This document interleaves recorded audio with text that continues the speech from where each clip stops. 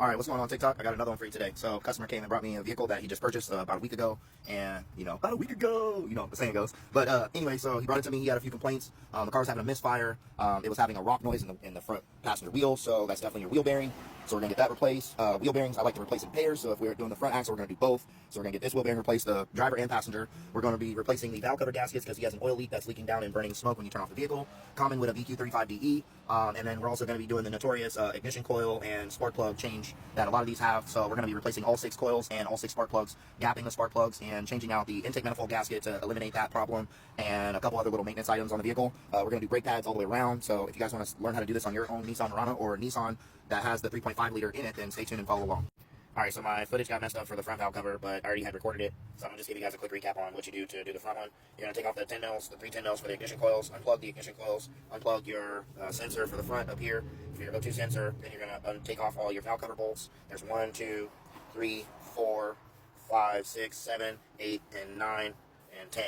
Take off those. Once you do that, you're going to be very careful that your harness was already released and it's free. So that way you can carefully pick the harness up and slide the valve cover out towards the battery. Be careful not to hit the dipstick. Once you get the old gasket off, you're going to go ahead and clean off all your old RTV. As you can see, new RTV has been applied. I use Honda Bond. That's what I like personally on all my vehicles that I do. Then go ahead and put the new gasket in and then slowly seat it back in and then tighten all your bolts. I did 20 inch pounds for all my valve cover bolts, and then I did 15 inch pounds for my new coils, and then I did put new spark plugs in it on the front bank. These are the old plugs. They were toast. They were definitely toast. Time for new plugs. So put fresh plugs in there, and now we are on to the second setup.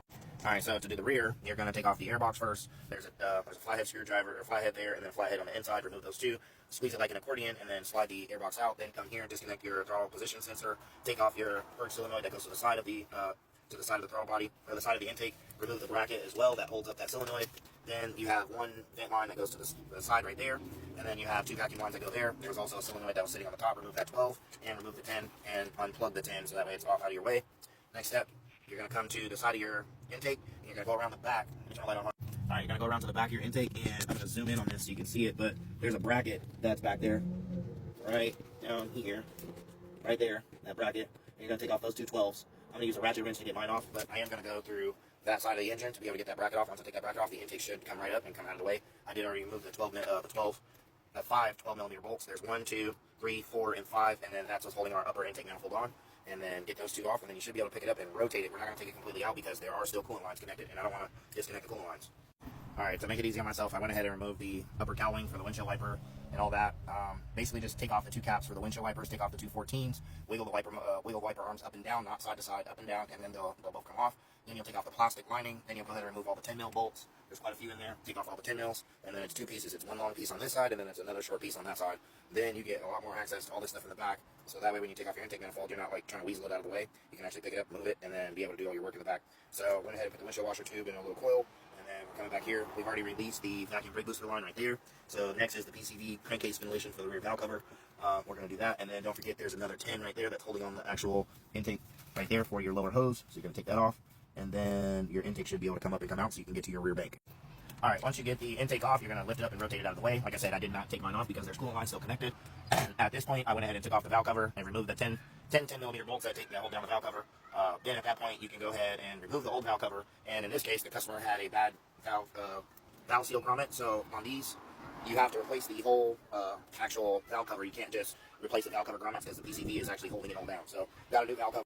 New valve cover, little movie magic type shit, So new valve cover's going on with new PCV, new grommets, and that should seal up our oil leak. And then I also put a Felpro gasket on it. I did not use the gasket that comes with it. I like the Felpro gaskets. So front and rear has Felpro gaskets, new ignition coils, new spark plugs, and it should not have any more oil leaks.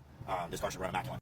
Alright, so I went ahead and put a thin layer of Honda Bond around that bottom edge just so that way it can have a good seal. And then I did put a nice little dollop of Honda Bond in the corner on both sides so that way we don't get any leaks on there either. We're going to go ahead and place our valve cover, put it, and then tighten it all down. Alright, I did put the valve cover on. Go ahead and take out the old spark plugs, put in the new spark plugs. We are running the NGK Iridium PL, I don't know if I get that to focus, PLFR 5 heat range, 11 index. So run those, tighten it all down.